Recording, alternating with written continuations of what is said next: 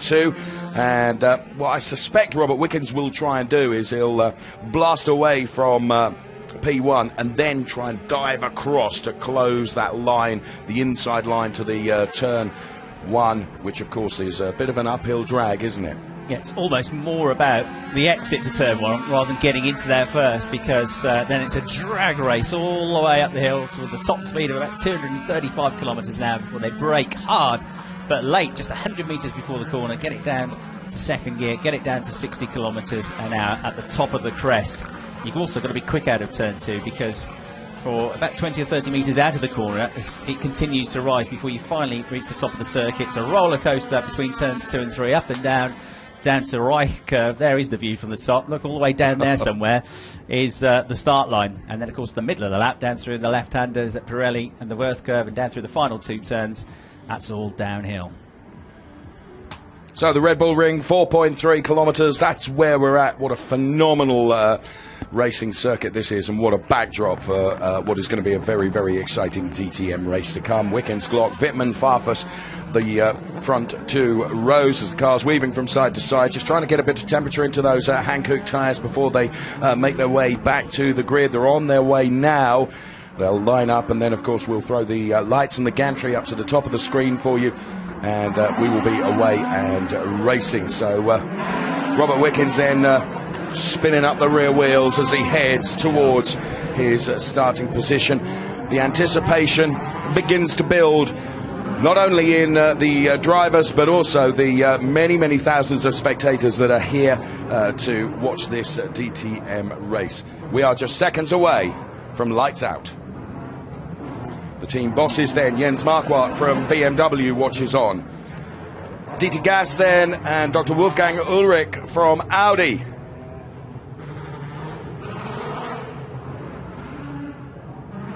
The final cars making their way to their grid positions. We await the green flag from the marshal right at the rear of the grid. Once we see that, the starting procedure will be on.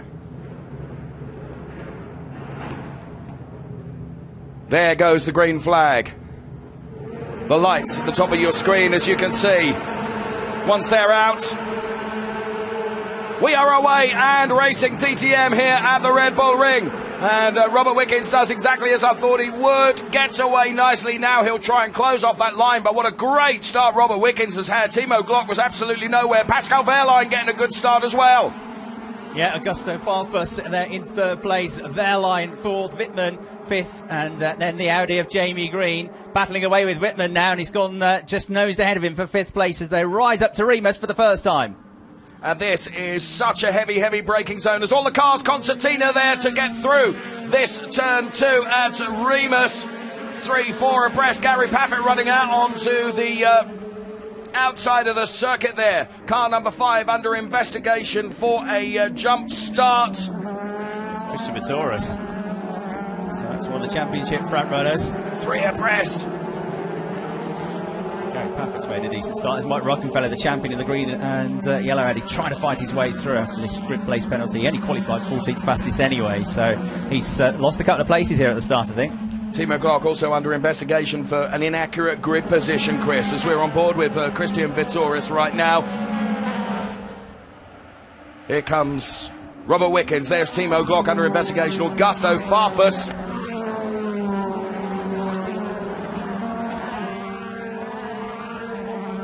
They approach the final turn to complete the first lap as we look at Joey Hand and Timo Scheider. It's Wickens from Glock, from Farfus, from Wehrlein, Green, Tomczyk, Wittmann, Vittoris, Spengler and Joey Hand. Side by side between Scheider and Joey Hand, and well, Scheider goes through there. Brilliant move on the part of that man, Timo Scheider, and now Daniel Juncadella, of course, Maxime Martin. They're going to go 3 abreast once again as they head up towards the Remus turn. So important to get the exit of that turn absolutely right, but it's so difficult to nail. So Timo Glock, no further action, as you can see from on the screen, so he can rest assured his P2 at the moment stays that way. So Eduardo Matara coming through. Edo having a really poor qualifying. He's fourth in the championship in the Audi, and he starts 21st on the grid. And he and another quick driver, Paul Di Resta, who starts dead last after a crash in free practice. He missed most of free practice and suffered as a result of that in qualifying. They, from the back of the grid, have actually opted to start on the standard tyres. So they're hoping that they can make a bit of a way through the field in the early stages, and they'll hope that the safety car comes out at some point, so those on the quicker option tyres can't get down the road too far in the first part of the race. On board with Timo Scheider as sparks flew off the Spengler car ahead of him. And there you can see Spengler and Scheider as we take the run up to turn one here. Timo Scheider not quite close enough to Bruno Spengler, but now he'll put the pedal to the metal. There's a kink in the middle of this section that runs up to turn two. You can see it just about developing now. Slight left-hander, Bruno Spengler hugs the line. Timo Scheider will try and dive up the inside, and he does so. Through, nails the corner perfectly. Bruno Spengler, nothing to answer. Yeah, good move that. So the former double champion, the 08-09 champion Timo Scheider gains a place ahead of last year's race winner and a former champion himself, Bruno Spengler. That was for 9th position. Remember, lots of the BMWs carrying extra weight. Success ballast has been brought into the championship this season, as we see more Audis running side by side here. Eki trying to make his way through the field. Bits of bodywork fly up, and Gary Paffett has lost 2 or 3 places there as a result of that. As we look at the rear-facing onboard, look, Gary Paffett almost back to the back of the field now. Well, the debris was flying off Paul Di Resta's car. He's already lost enough debris across the course of this weekend so far. Timo Scheider, we saw earlier, getting past Bruno Spengler. Different tyre choices there, making that very, very easy as Paffett battling there with Vitaly Petrov. 2 Mercedes running together there. No further action for car number 5 either, so Christian Vittoris can rest assured too. There's our race leader, Robert Wickens. There's P2, Timo Glock. Then it's Augusto Farfus, and DRS now gets enabled. And that was the... well, it was actually Paffett just tagged the back end of Di Resta there. Yeah, Di Resta just getting a clip there, and Gary Paffett, who made a few places up at the start of the race, went settled back into the back, only with Petrov behind him. So last but one for the man who's won more races than anybody else currently racing in the championship. Paffett, 20-time race winner, but having a real nightmare of a season. But look at Robert Wickens go, a bit like he did at the Norris Ring. He's just off like an absolute train at the head of the field. Tomczyk and Wittmann absolutely side by side there, and Wittmann there in the Ice Watch car. There is Timo Scheider, who's now got Christian Vittoris firmly in his target sights. We're on lap 3 of 47 here at the Red Bull Ring, this roller coaster circuit. Delivering much excitement already in this race. So racing on board with Timo Scheider.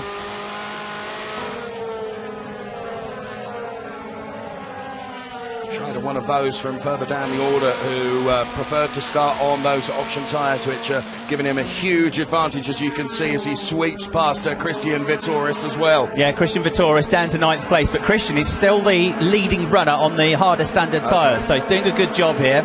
Somebody who's made some way through the field on the softer tyres is Martin Tomczyk, the 2011 champion. He sits at BMW from 11th on the grid. He's now up into 6th place. There's Glock, there's Farfus, and there is Pascal Wehrlein. So we have Mercedes P1 and P4 at the moment as Farfus through on Timo Glock. Good move that, wasn't it? Yeah.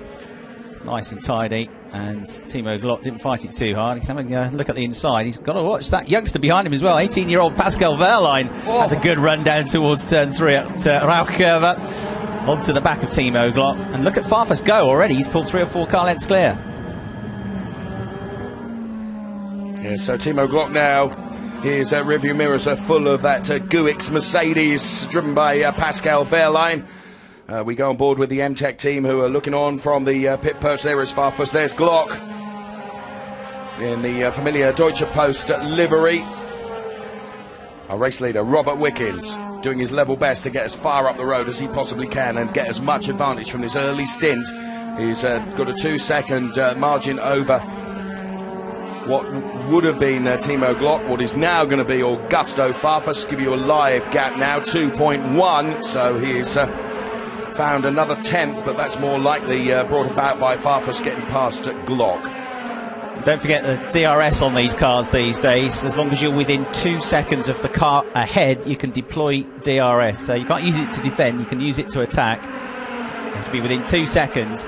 And it's not like in Formula 1 where there's a designated area on the track where you can use it. In DTM you can use it anywhere on the lap, but you can only use it once on the lap, and it's deactivated as soon as you hit the brakes. And I'm sure that a lot of the time we're going to see DRS being deployed on that run uphill from turn 1 to turn 2. Farfus just sets the fastest lap of the race so far.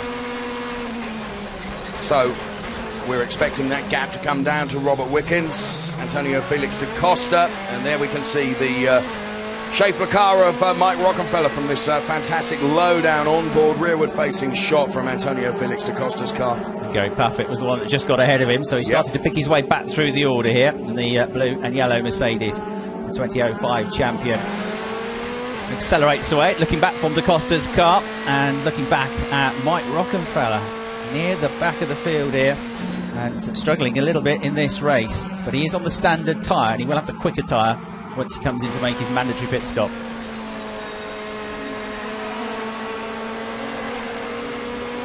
Now, 4/5 Farfus has pulled out of Robert Wickens as we look at a replay of the start. Yeah, they were looking at Vitoris was one they were looking at, wasn't it? The silver and black Mercedes from the 4th row of the grid, but he timed it, it seems, to perfection. He hooked up the start very well, not as well as Pascal Wehrlein and Robert Wickens, who both made really, really good starts. Paffett made a good start. Look, he made a couple of places up into the first corner as well before his problem. But look at Robert Wickens at the head of the pack, Dave. That was nailed on, wasn't it? That perfect start for the pole sitter. Exactly what he needed to do in terms of getting away. I thought he would go and hug the inside line, but he didn't do that. He got enough margin, hadn't he, to take a nice smooth line through turn 1. Yeah, good job by the Canadian that. This is on board with Vitoris, who they're looking at for the start, but he didn't jump the start, and there's no further action being taken. Pretty crammed into that first corner, but they all gave each other just enough space, didn't they? The option to run wide as well over the curbs through that first turn. And this is on board with Felix da Costa. This just happened a few seconds ago. A little tap from behind from Molina. Okay, so 5/10 he took out of Robert Wickens' lead last time around. As Farfus managed to do is taking some more time out. Farfus is on a charge here.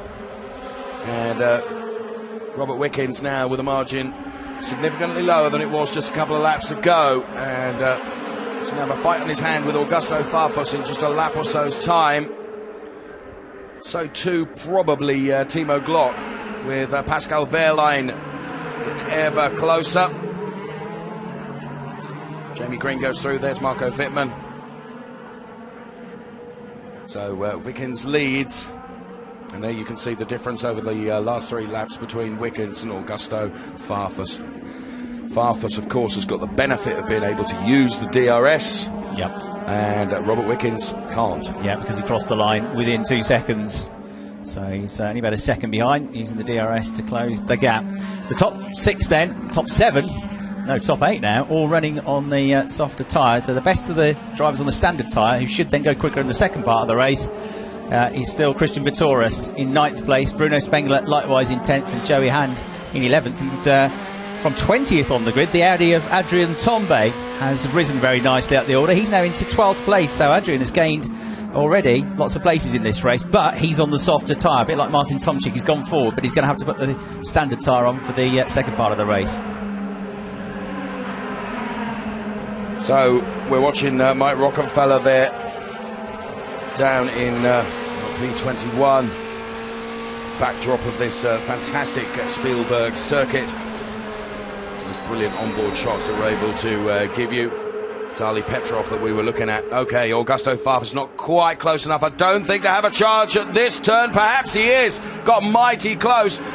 Robert Wickens leads this race, but he is being hounded down now by Augusto Farfus, who has the benefit of DRS. Of course, Robert Wickens doesn't have that benefit. He's not within 2 seconds of anyone ahead of him. He can't use it, but Augusto Farfus can.